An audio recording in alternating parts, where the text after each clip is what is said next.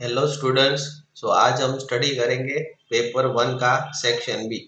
तो paper one का section B उसका फर्स्ट क्वेश्चन क्या है? Use Euclid's division algorithm to find the HCF of 135 and 225। 135 और 225 का यूज करके 135 और 225 का एचसीएफ फाइंड करना है by using Euclid's division algorithm. तो हमें पता है कि यूक्लिड्स डिवीजन एल्गोरिथम, तो पहले 225 को 135 से डिवाइड करेंगे तो 135 वन जा 135 प्लस 90 यानी कि 225। तो ये कौन सा है? Dividend is equal to division multiply by quotient plus remainder. Okay, फिर ये 135 यहाँ से यहाँ आएगा और 90 यहाँ से यहाँ आएगा। तो 90 वन जा 90, सो 90 प्लस 45 दैट इज 135। फिर 90 यहाँ से यहाँ आएगा और 45 यहाँ से यहाँ आएगा। तो हमें पता है कि 45 टू जा 90, 90 प्लस 0 दैट मीन्स 90। तो यहाँ पर रिमाइंडर 0 हो गया तो क्वेश्चन मतलब कैलकुलेशन यहाँ पर खत्म हो जाता है और हमारा आंसर क्या होगा? तो सबसे लास्ट में जो हमें डिवीजर मिलेगा वो हमारा आंसर है। ओके, यानी ये हमारा आंसर 45 है। तो 135 और 225 का एचसीएफ जो है वो है 45। ये है Euclid's division algorithm to find the HCF. उसके बाद question 26, find the HCF and LCM of 672 and 120 by using prime factorization method.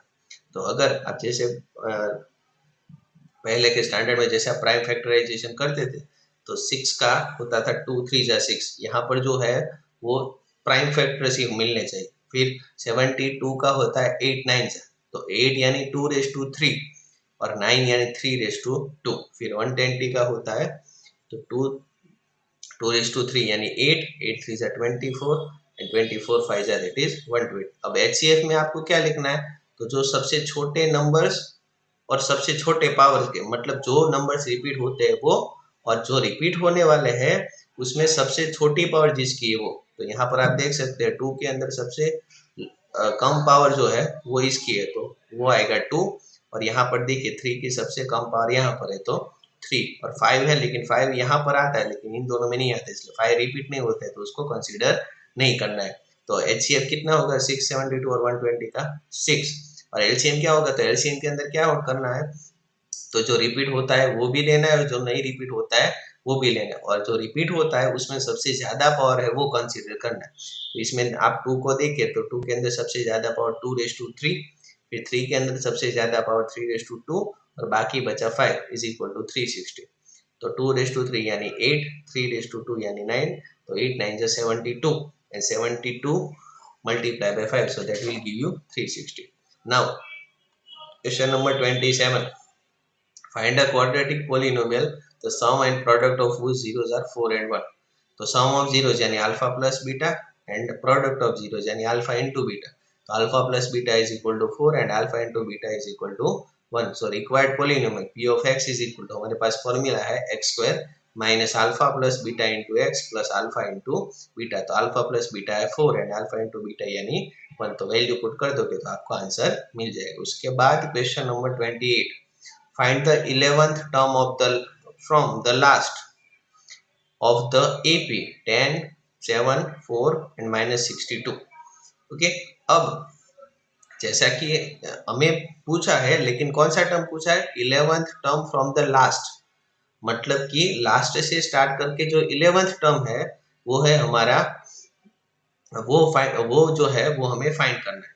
अब देखिए अगर मैं इस एपी को रिवर्स कर दूं तो यहाँ पर देखिए जब हम रिवर्स करते हैं तो जो डी है यानी कि कॉमन डिफरेंस जो है वो उसका साइन चेंज हो जाता है और जो लास्ट टर्म है वो फर्स्ट टर्म हो जाता है। अब यहाँ पर अगर आप कॉमन डिफरेंस फाइंड करोगे तो 7 माइनस 10 यानी -3। तो अगर मैं इस एपी को रिवर्स कर दूं, अगर मैं इस एपी को रिवर्स कर दूं तो जो कॉमन डिफरेंस है उसका साइन चेंज हो जाएगा। तो अगर यहाँ पर कॉमन डिफरेंस कितना है 7 माइनस 10 यानी -3, तो अगर मैं इसको रिवर्स कर दूं तो उसका कॉमन डिफरेंस है वो हो जाएगा +3 यानी -62। उसके अंदर +3 करो तो -15 है, उसके अंदर +3 करो तो -56। या तो फिर अगर आपको ये एपी नहीं लिखना है तो आप ऐसा भी लिख सकते हो कि अगर हम किसी एपी को रिवर्स करते हैं तो फर्स्ट टर्म है, सॉरी लास्ट टर्म जो है वो फर्स्ट टर्म हो जाएगा यानी ए हो जाएगा -62 और जो d है उसका साइन चेंज हो जाएगा। तो पहले d कितना था, तो 7 माइनस 10 यानी कि -3, और इस केस में d कितना हो जाएगा, +3। ओके, ये कैलकुलेशन आपको दिखाने की जरूरत नहीं है। उसके बाद आता है 11th टर्म। अब ये जो इसका जो लास्ट से 11th टर्म है वो यहाँ से तो पहले से ही 11th टर्म हो जाएगा ना, यानी इसका तो डायरेक्ट a11 ही फाइंड करना है। तो a11 का फॉर्मूला क्या होगा, a प्लस 10d, और a प्लस 10d तो a का वैल्यू -62 प्लस 10 इंटू d यानी कि 3, तो 10 3 is 30, तो -62 plus 30, so that will give you 32. Now find the sum 34 plus 32 plus 30 plus up to plus 10। तो देखिए तो सबसे पहले a is equal to 32, now d is equal to, तो 32 माइनस 34 यानी कि a2 minus a1, 32 minus 34, so that will give you -2। अब ये जो 10 है वो कौन से नंबर का टर्म है वो हमें फाइंड करना पड़ेगा। तो उसके लिए an is equal to a plus n minus 1 into D, तो n की जगह पर 10 पुट करो, a की जगह पर 34 प्लस n माइनस 1 इंटू -2। ये 34 यहाँ से यहाँ आएगा तो -34, तो 10 minus 34 is equal to -2 into n minus 1, तो 10 माइनस 34 दैट इज -24, -2 यहाँ से यहाँ जाएगा तो डिनोमिनेटर में चला जाएगा, is equal to n minus 1, तो माइनस माइनस कट, तो 24/2 यानी कि 12, so 12 is equal to n minus 1, -1 यहाँ से यहाँ जाएगा तो +1, so n is equal to 30। चलो इसके बाद नेक्स्ट क्वेश्चन नंबर, और सॉरी इसके अंदर हमें क्या फाइंड करना था, अब इसका सम, तो n इज इक्वल टू मिला 13, a इज इक्वल टू 34 और d इज इक्वल टू -2। तो अब अगर इसको हम फॉर्मूला में पुट करें, Sn इज इक्वल टू क्या है, n/2 into a plus l, तो n/2 तो n है हमारा 13, a यानी कि फर्स्ट टर्म है 34 प्लस l यानी कि लास्ट टर्म है 10, तो 13/2 इंटू 34 प्लस 10 दैट इज 44, 22 2 जा 44, 22 into 13, so that will give you 286। Now question number 13, 2 into 10 square 45 plus cos square 30 minus sin square 60, तो 10 45 यानी 1, तो 1 का स्क्वायर यानी 1, cos 30 यानी √3/2 उसका स्क्वायर, माइनस sin square 60 यानी √3/2 उसका स्क्वायर, तो 2 1 जा 2 प्लस √3 का स्क्वायर 3, 2 का स्क्वायर 4 माइनस √3 का स्क्वायर 3, 2 का स्क्वायर 4, तो 3/4 माइनस 3/4 कट, तो बचेगा क्या 2। Question number 31, draw a circle with 2 lines parallel to a given line which is tangent of one circle and intersection of the other circle। एक line के साथ parallel हो ऐसी दो लाइन्स ड्रॉ कीजिए, जो पास में एक सर्कल है, उसमें से एक उसका टेंजेंट है और दूसरा जो है वो उसको इंटरसेक्ट करता है, तो ये वो लाइन और इसके साथ में ये सर्कल है और ये दो उसके साथ पैरेलल, तो पहली वाली जो है वो इस सर्कल को टच करती है यानी वो हो जाएगा उसका टेंजेंट, और दूसरी यानी एम जो लाइन है वो उसको इंटरसेक्ट करती है और वो भी 2 डिस्टिंक्ट पॉइंट्स पर। ओके, उसके बाद question number 32, the length of tangent from point A at distance of 5 cm from the center of the circle is 4 cm। Length of tangent from point A at distance 5 cm from the center of the circle। Point A जो है वो उसका circle के centre से distance कितना है 5 centimetre और उस टेंजेंट का लेंथ कितना है 4 centimetre. So find the radius of the circle, यानी रेडियस ऑफ द सर्कल हमें फाइंड करना है। तो हमें पता है कि यहाँ पर जो है वो राइट एंगल बनता है, सर्कल के सेंटर में से पास होने वाली रेडियस जो है वो उसके टेंजेंट को जो टचिंग पॉइंट है वो टचिंग पॉइंट के पास परपेंडिकुलरली बाइसेक्ट करती है। तो यहाँ पर ट्राइंगल OBA जो है वो राइट एंगल है, तो राइट एंगल ट्राइंगल में पाइथागोरस के थ्योरम का यूज करेंगे तो OA square is equal to OB square plus AB square, तो OA यानी 5 is equal to OB square plus AB यानी 4 स्क्वायर, तो 5 square minus 4 square is equal to OB square, तो 5 स्क्वायर यानी 25 माइनस 4 स्क्वायर यानी 16, so OB square is equal to 25 minus 16 that is 9, so OB is equal to 3, लेकिन OB क्या है circle का radius यानी वो कितना होगा 3 सेंटीमीटर।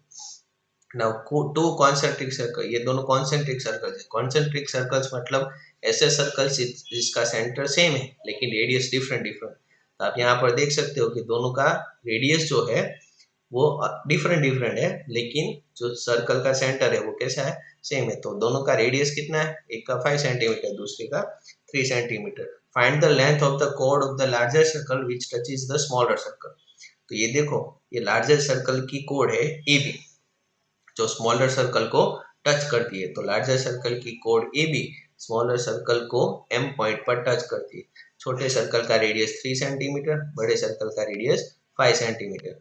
अब यहाँ पर आप देख सकते हो कि यहाँ पर क्या बनेगा, राइट एंगल बनेगा। ओके, तो यहाँ पर राइट एंगल है, तो ट्राइंगल ओ ए एम जो है उसमें कौन सा थियरम अप्लाई होगा, पाइथागोरस थियरम। तो क्या बन जाएगा, ये देखिए triangle A M O is right angle triangle. तो triangle A M O according to Pythagoras theorem क्या हो जाएगा, O A square is equal to O M square plus A M square. तो ओ ए यानी 5 square is equal to A M square plus O M यानी 3 centimetre. तो 5 square यानी 25 minus 3 square यानी 9, A M square is equal to 16, so A M is equal to 4। लेकिन हमें पता है कि ये टचिंग पॉइंट के पास पॉइंट एम जो है वो इस लाइन सेगमेंट ए बी को बाइसेक्ट करता है, यानी ए बी का लेंथ जो है वो ए एम के लेंथ से डबल हो जाएगा। तो A B is equal to 2 into A M, so 2 into 4 यानी कि 8 सेंटीमीटर। ओके, चलो, सो नाउ 34 नंबर, उसके अंदर क्या लिखा है कि two cubes each of volume 64 centimetre cube are joined end to end, find the surface area of resulting cuboid. Okay, दो दो क्यूब है, उन दोनों क्यूब का वॉल्यूम जो है वो 64 सेंटीमीटर क्यूब है। उन दोनों को हम ज्वाइन कर दे, तो हमें पता है कि अगर दो क्यूब को हम ज्वाइन करेंगे तो वो मिलकर एक क्यूबॉइड बनाएगा। ओके, तो वो जो दो क्यूब है उन दोनों क्यूब का वॉल्यूम जो है वो कितना है, 64 सेंटीमीटर क्यूब है। अब जो रिजल्टिंग क्यूबॉइड मिलता है उसका हमें सरफेस एरिया फाइंड करना है। तो क्यूब का लेंथ कितना है, एल सेंटीमीटर। अब क्यूब के वॉल्यूम का फॉर्मूला क्या है, L cube. So L cube is equal to 64, और अगर हम उसका क्यूब रूट निकाले तो एल इज इक्वल टू 4। अब अगर आप दो क्यूब को ज्वाइन करते हो तो सिर्फ उसका लेंथ ही चेंज होगा, उसका ब्रेथ और हाइट चेंज नहीं होता है। तो लेंथ कितना हो जाएगा, तो अगर हम दो क्यूब को बाजू बाजू में रखेंगे तो उसका जो लेंथ है वो डबल हो जाएगा। ये पहले क्यूब का 4 सेंटीमीटर का लेंथ, दूसरे क्यूब का 4 सेंटीमीटर का लेंथ, यानी टोटल लेंथ कितना होगा, 4 plus 4 that is 8। And breadth b is equal to 4 centimetre and height h is equal to 4 centimetre. तो अब जो रिजल्टिंग क्यूबॉइड का सरफेस एरिया है उसका फॉर्मूला होगा 2 into L B plus B S plus H L. L की जगह पर 8 पुट करो, बी की जगह पर 4 पुट करो और एच की जगह पर 4 पुट करोगे तो 8 4 जा 32 प्लस 4 4 जा 16 प्लस 4 8 जा 32। तो 32 प्लस 32 64, 64 प्लस 16 दैट इज 80, 82 जा 160 स्क्वायर सेंटीमीटर। उसके बाद क्वेश्चन नंबर 35, एक सर्वे कंडक्ट किया है 20 हाउस होल्ड्स के अंदर और उसका हमें मोड फाइंड करना है। तो मोड का हमें फॉर्मूला पता है, mode z is equal to L plus F one minus F zero upon 2f1 minus F zero minus f2 into H. तो इसके अंदर सबसे पहले फाइंड करना पड़ता है मॉडल क्लास। तो मॉडल क्लास कैसे फाइंड करते हैं, तो जिस क्लास की फ्रीक्वेंसी सबसे ज्यादा है वो है हमारा मॉडल क्लास। तो इसमें आप देख सकते हो कि 3 to 5 वाले क्लास की फ्रीक्वेंसी सबसे ज्यादा है, यानी ये हो गया हमारा मॉडल क्लास। अब मॉडल क्लास का लोअर क्लास लिमिट यानी यहाँ पर है 3, तो 3 हो जाएगा हमारा एल। तो एल इज इक्वल टू 3। फिर एफ वन यानी मॉडल क्लास की फ्रीक्वेंसी, तो मॉडल क्लास की फ्रीक्वेंसी है 8। फिर एफ जीरो यानी मॉडल क्लास के पहले वाले क्लास की फ्रीक्वेंसी यानी एफ जीरो यानी कि 7। और F2 यानी मॉडल क्लास के बाद वाले क्लास की फ्रीक्वेंसी यानी 2। तो उन सब वैल्यूज को अगर हम फॉर्मूला के अंदर पुट करेंगे तो L is equal to 3, F1 is equal to 8, F0 is equal to 7, F2 is equal to 2 into H is equal to 2। तो 8 माइनस 7 दैट इज 1, 8 2 जा 16 minus 7 minus 2 that is minus 9 into 2। तो 2 1 जा 2 upon 16 minus 9 that is 7। तो 3 plus 2 upon 7, तो 2 upon 7 करोगे तो point के बाद के अगर आप 3 डिजिट लिखोगे तो आपको आंसर मिलेगा 0.285। तो 0.285 यानी कि mode is equal to 3.285। Now question number 36, the bag contains a red ball, a blue ball and a yellow ball. Balls being of the same size. Kritika takes out a ball from the bag without looking into it. Now what is the probability that she takes out the yellow ball or red ball? अब total 3 balls है, एक red ball है, एक blue ball है और एक yellow ball है, यानी टोटल आउटकम्स है 3, और उसमें से पहला वाला कौन सा है? Yellow ball. तो येलो बॉल यानी उसके लिए हमारे फेवरेबल आउटकम्स कितने होंगे? नंबर ऑफ येलो बॉल्स 1 और टोटल नंबर ऑफ बॉल्स 3, तो येलो बॉल मिलने की प्रोबेबिलिटी 1/3, और उसी तरीके से रेड बॉल मिलने की प्रोबेबिलिटी 1/3। तो इसी के साथ हमारा सेक्शन बी खत्म होता है। नेक्स्ट लेक्चर में सेक्शन सी स्टडी करेंगे। Thank you.